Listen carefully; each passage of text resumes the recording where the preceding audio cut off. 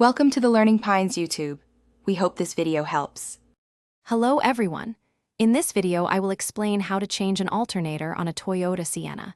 This is a repair you can definitely tackle yourself, saving you hundreds of dollars. Before we start, remember to always put safety first. Wear gloves and eye protection. You will need a basic metric socket set, wrenches, and a pry bar. Our first crucial step is to disconnect the negative battery cable to ensure no power is flowing through the system. Now, let's create some working space. You'll need to remove several components, including the upper radiator support, the fan shroud, and the radiator fan assembly. Next, disconnect the upper and lower radiator hoses. Be prepared for some coolant to drain out.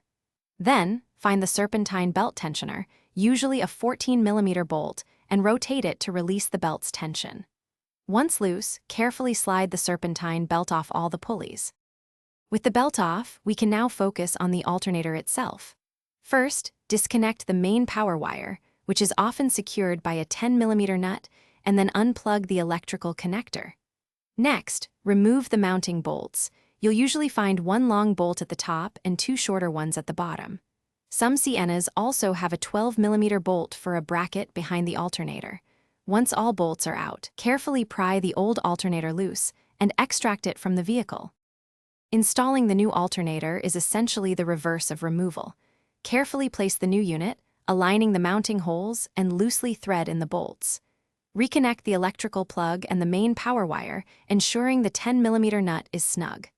Now, route the serpentine belt back onto all pulleys, then use the tensioner to apply proper tension. Finally, reconnect your battery, top off any lost coolant, and start your Sienna to verify the new alternator is charging correctly. Thanks for watching. Consider subscribing if we helped you.